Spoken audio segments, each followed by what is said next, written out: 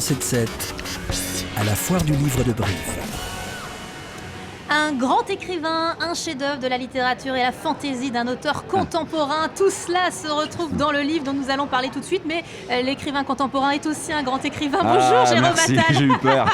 Je me dis, oh là là, mais ça commence bien. Après, je me suis dit, finalement, c'est pas de moi dont on parle. Vous êtes un grand écrivain, Okay. parolier, poète et fasciné, semble-t-il, par une petite sonneuse de cloche. Ouais. C'est le titre de votre dernier roman paru chez Robert Laffont. Alors cette petite sonneuse, il en est question dans les Mémoires d'outre-tombe de Chateaubriand de façon comme ça très rapide.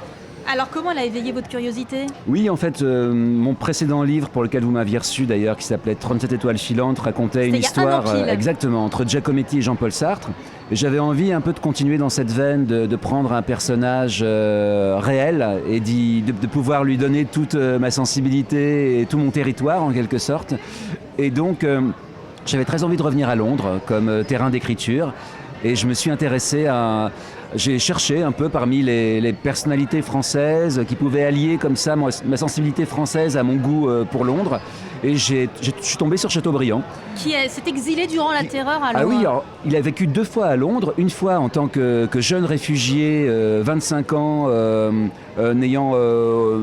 ayant été destitué de ses droits civiques en France, donc n'ayant aucun argent, errant dans les rues de Londres tel un migrant français, crevant de faim. Et la deuxième partie de sa vie, 30 ans plus tard, il y reviendra en tant qu'ambassadeur, là, avec des succès littéraires avec lui, avec les bons hôtels, avec la foule d'applaudissements qui acclament chacune de ses sorties. Et donc j'ai décidé de m'intéresser à la première période, qui est toujours très intéressante pour un écrivain, c'est-à-dire le devenir des gens. Et donc ce jeune homme de 25 ans qui rêve lui aussi de devenir écrivain, ça m'a très intéressé. J'ai décidé comme ça de m'attacher à cette période de sa vie. Et je suis tombé, en lisant les Mémoires d'outre-tombe, sur cette anecdote dingue où il dit qu'il se laisse enfermer une nuit dans l'abbaye de Westminster. Il échappe à la vigilance un peu des gardiens de l'abbaye. Et il passe la nuit là-bas, il s'endort et au matin... Il est réveillé, il entend un bruit, le tintement d'un baiser, il explique ça. Et, voilà.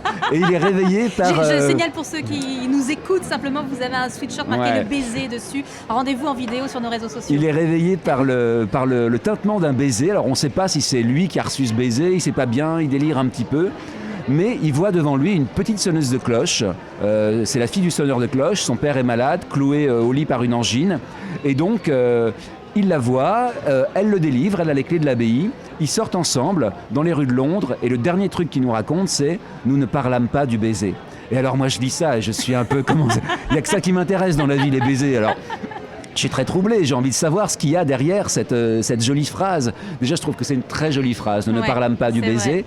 Et donc je me suis dit mais ça va être le début d'un roman super à écrire. Je vais essayer de faire une sorte de Da Vinci Code amoureux pour essayer de retrouver cette petite sonneuse de cloche. Et ce qui est formidable, c'est ce que vous faites de Chateaubriand, parce qu'il peut quand même faire peur, Chateaubriand, Mémoires d'outre-tombe, grand écrivain du XVIIIe siècle.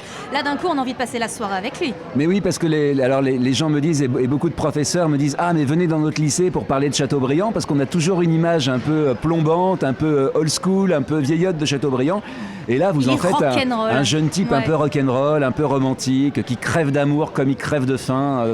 Voilà, donc j'ai essayé de lui donner beaucoup de moi en fait, comme j'avais fait avec Giacometti. C'est ça, c'est cette alliance en fait entre un personnage fantasmé et qui est aussi un créateur, que ce soit un sculpteur, un artiste ou un écrivain, et de lui apporter le maximum de modernité. C'est ça le projet. Donc après Giacometti et Sartre l'année dernière, Chateaubriand cette année, il y aura d'autres personnalités comme ça ? Ah bah oui, ça peut-être. Là, je vais partir en résidence à Nancy pour écrire mon prochain roman. La ville de Nancy m'invite.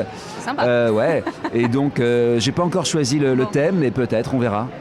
Jérôme Attal, vous signez La Petite Sonneuse de cloche chez Robert Laffont avec en guest star un certain François-René de Chateaubriand, tel qu'on ne l'a jamais vu. Un Merci prénom pas beaucoup. facile à porter, Non, François-René. Merci Jérôme. Merci à vous.